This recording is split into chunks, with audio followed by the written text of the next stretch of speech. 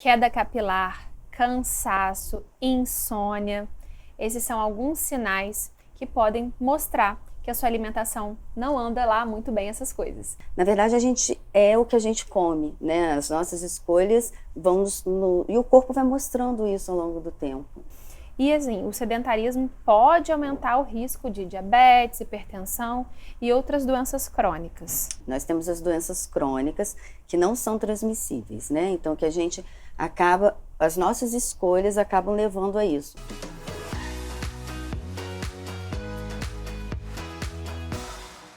Queda capilar, cansaço, insônia. Esses são alguns sinais que podem mostrar que a sua alimentação não anda lá muito bem essas coisas. E para conversar comigo sobre esse tema e sobre como que a gente pode melhorar a nossa alimentação, nosso estilo de vida, tá aqui a Ana Vitória, que ela é endocrinologista e também nutróloga. Obrigada por você estar aqui. Eu que agradeço. Ana, o que a nossa alimentação é capaz de interferir em doenças crônicas, no nosso sistema imunológico? O que ela pode impactar, assim? Sim, então, na verdade, assim, nós temos as doenças crônicas que não são transmissíveis, né? Então, que a gente as nossas escolhas acabam levando a isso. Por exemplo, pressão alta, diabetes, alguns cânceres, né, que a gente sabe, e o quanto que essa alimentação impacta nessas doenças. Então, por exemplo, uma pessoa que come em excessos, faz mal às suas escolhas, escolhe alimentos industrializados, excessos de gordura, de carboidrato, vai ter sobrepeso, evoluir para uma obesidade, e a gente sabe que a obesidade está intimamente ligada à pressão alta, à diabetes, né? Até mesmo a câncer, nós sabemos que isso também está correlacionado. A gente sabe que a nossa alimentação, por exemplo, dependendo do que você for comer, pode desenvolver quadro de alergia, quadro de queda de cabelo. Então, na verdade, a gente é o que a gente come, né? As nossas escolhas e o corpo vai mostrando isso ao longo do tempo. É, né? verdade, é verdade. E a gente tem também um órgão que é super importante, que é a tireoide. Eu acredito que grande parte do seu ambulatório, do seu consultório de endócrino está relacionado às doenças da tireoide, né? É verdade. E a tireoide é um órgão importantíssimo, Lívia, porque ele é importante para equilibrar a pessoa, para ajudar no metabolismo da pessoa. Então ele produz hormônios que vão agir no coração, no rim, até mesmo a nível cerebral. Então quando uma pessoa tem uma tireoide funcionando bem, ela se sente bem, ela tem disposição, ela tem energia, ela tem a parte cognitiva de raciocínio dela é bom. E quando a tireoide não está funcionando bem, a gente começa a ver sintomas muito claros, sonolência, cansaço, prisão de ventre, queda de cabelo, e às vezes a gente atribui essa queda por deficiência de vitaminas, que até pode ser, né? Mas essa tireoide tem um papel muito importante mesmo. Muito importante, é verdade. E assim, o sedentarismo pode aumentar o risco de diabetes, hipertensão e outras doenças crônicas. Verdade. E aí a gente pensa assim, hoje em dia, as pessoas têm que fazer atividade física, sim, mas não necessariamente você precisa ir para uma academia. Porque às vezes você não tem tempo para uma academia ou você não gosta de estar naquele ambiente. O importante é sair da zona de conforto, do seu sedentarismo. Você pode caminhar, você de repente mora num prédio que tem escada, você começar a fazer subir e descer aquelas escadas em vez de pegar o elevador. Então já se sabe que o caminhar no seu trabalho, se você tem uma rotina também, é um trabalho que você caminha nele, também pode contar com uma atividade física. É que as pessoas associam muito a atividade física a estar dentro de uma academia ou fazendo aquela prática esportiva. Mas não, a gente pode estender isso, né?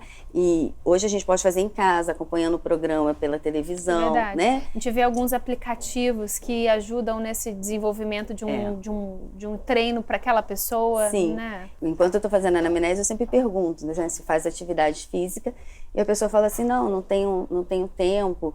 E aí no final da minha consulta eu até pergunto, bom, se você tivesse 1 hora a mais no seu dia, o que você faria?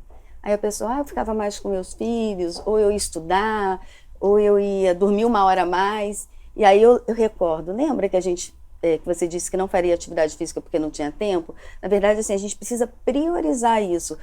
Eu falo que é como se fosse um remédio, mas um remédio bom, não um remédio amargo, né?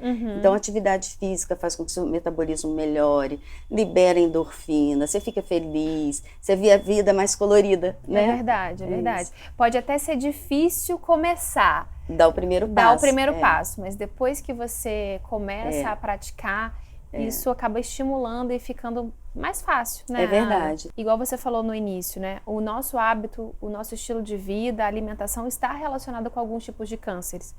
Quais são eles? Bom, então, primeiro a gente precisa saber que o câncer é uma doença que tem multifatorial, né?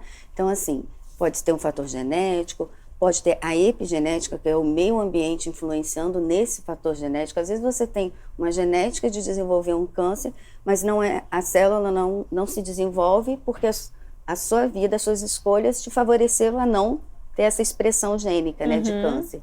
No entanto, a alimentação é também um dos fatores. Então, por exemplo, nós sabemos que quem faz uso de alimentos, muita gordura, muito embutidos, né, presunto, mortadela, salsicha. Eu adoro salsicha.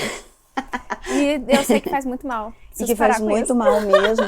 E são esses alimentos que você vai se intoxicando, na verdade, você vai se intoxicando com ele, tendo grande probabilidade de câncer de esôfago, estômago, intestino, né? Então a gente sabe o quanto que a alimentação... Linguiça também, né? Linguiça. Então pensa assim, tudo que é embutido, esses alimentos prontos que você tira do congelado, põe para micro-ondas, né? Geralmente, para eles estarem ali, eles têm conservantes. Isso a gente sabe que não é uma coisa do bem, né? Corantes, excesso, né? Agrotóxicos. Então, às vezes, a gente até está comendo verdura, legumes, acreditando que está saudável, mas se aquele alimento tem uma carga grande de agrotóxico, ele também faz muito mal. Então, a gente sempre pede que o paciente, assim, se possível, verduras e legumes isento desses agrotóxicos, né? E a gente tem essa facilidade em cidades do interior, a gente consegue isso melhor, É né? verdade. Existem até alguns programas que eu já vi de pessoas que têm hortas orgânicas e que vão entregando e acaba que isso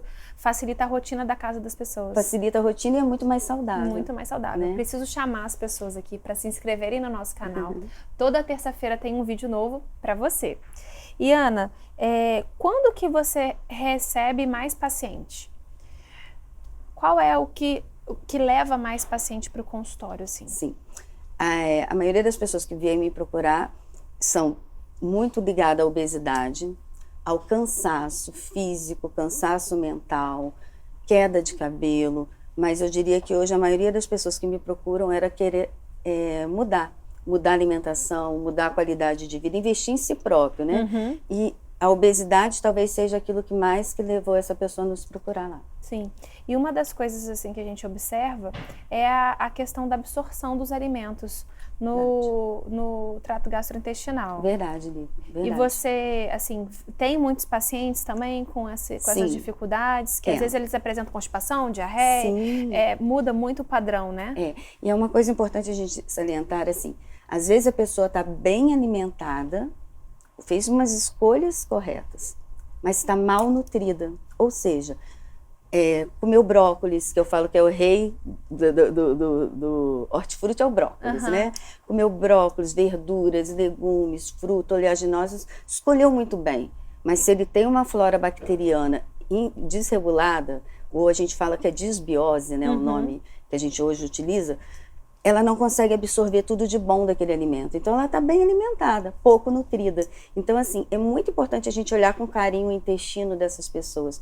Eu falo que é o segundo cérebro, e é mesmo, porque lá no intestino você absorve tudo que tem de bom, você elimina tudo que é tóxico, né, para sair via evacuação, você produz hormônios no intestino. Então, se você tem um intestino desregular, e algumas doenças fazem isso, você tem uma produção hormonal diminuída, você produz células de defesa, por exemplo, ligada à alergia, para te proteger de quadros alérgicos a nível intestinal. Se esse intestino está desregulado, está em desbiose, esse processo já não ocorre tão bem. Né? E aí por isso que é importante o acompanhamento com o médico, né? Exatamente. Você está fazendo a alimentação saudável, a dieta orientada, mas existem muitas outras coisas aí que tem que ser avaliadas. É verdade. Né? E a gente tem também essa questão das alergias, Sim. que a gente, por mais que more numa cidade que tem grande carga de poluição, né? Verdade. Que favorece isso também, mas existem alimentos que podem, Sim, né? sim. E na verdade o corpo fala, né, Nini? Então assim, às vezes a pessoa tá lá, manchas pela pele, coceira, às vezes uma parte do seu corpo está com aspecto mais áspero, queda de cabelo, e aí ela não consegue relacionar aquele quadro com quadros alérgicos. E que tudo começa a nível intestinal mesmo. Então é ali no intestino que, quando ele não está conseguindo trabalhar direito, desencadeia outros quadros. Alergia é mais um, né? É verdade. Uma coisa que eu tenho estudado muito, né, que a gente está vendo, que está em crescentes estudos, é relacionando a candidíase de repetição com a alimentação, né? É verdade. O que você tem visto na nutrologia e na endocrinologia sobre isso, Ana? Então, em relação à candidíase, ela tem tudo a ver com a alimentação. Na verdade, é um fungo, né, que causa cândida, que ele aumenta, ele se prolifera muito mais enquanto você está, por exemplo, estressado, quando você usa biquíni e fica com ele molhadinho, né, e não troca, e aí ela pode aparecer. Mas a gente sabe que alguns alimentos propiciam o crescimento de cândida. Um deles é o leite de vaca.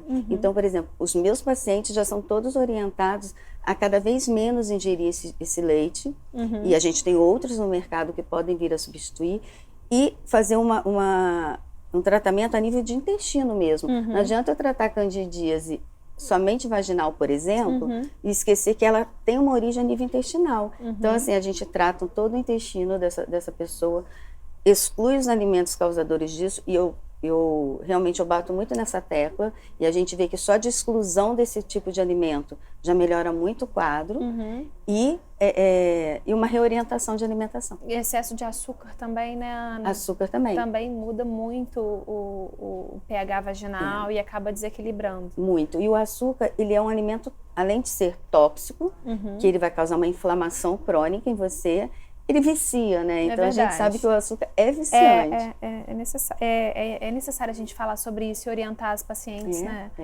Porque às vezes não adianta fazer os tratamentos todos que o ginecologista passou e não ter uma mudança do estilo de vida. Exatamente.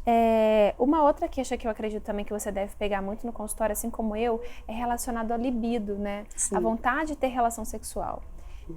Isso impacta muito na vida da população, né, Ana? Muito. E tenho percebido essa queixa não só em mulheres no climatério, que é aquela que está, né, se preparando para parar de menstruar de vez, e também nas mulheres menopausadas, mas em mulheres jovens, a queda de libido, né?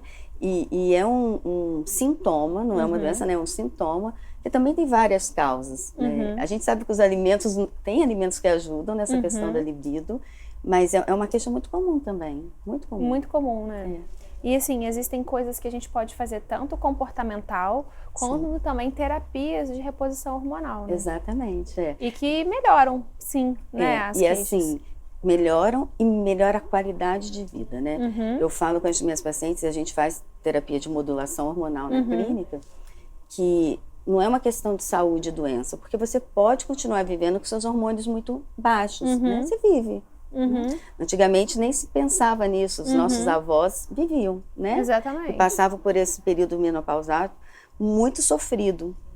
Hoje não, se você pode dar qualidade de vida para o paciente, por que não? Por que não? Né? Então, assim, quando eu proponho para os meus pacientes modulação hormonal, eu falo, não é uma questão de saúde e doença, é uma questão de qualidade de vida, que impacta na saúde, né? Mas, sim, enfim, você pode fazer ou não, mas as pacientes que optam por melhorar sua parte hormonal, melhora a libido, foco, concentração, melhora a tomada de decisões, vê o mundo colorido. Verdade. Né? E até mesmo impacta para elas continuarem uma alimentação saudável, a prática de atividade física, porque já está tudo mais, né? Elas começam a se amar de novo. É verdade, né? é verdade. Muito obrigada por Eu você que estar aqui agradeço. hoje. Adorei nosso bate-papo. Eu que agradeço, foi muito Vamos bom. marcar outros, né? Porque a gente tem Se Deus bastante quiser. coisa para conversar. Verdade. E é isso, gente. Toda terça-feira tem um vídeo novo para você. Se inscreve no canal para não perder nenhum. Momento Moderna. Toda terça-feira um vídeo novo aqui no canal. Se inscreva, ative o sininho e fique por dentro de todas as novidades. Um oferecimento Drogaria Moderna. Conheça o Espaço Saúde Moderna, com serviços de assistência farmacêutica como aplicação de injeção, teste de glicemia, aferição de pressão e muito mais, em lojas selecionadas. Acesse drogariamoderna.com.br e saiba mais.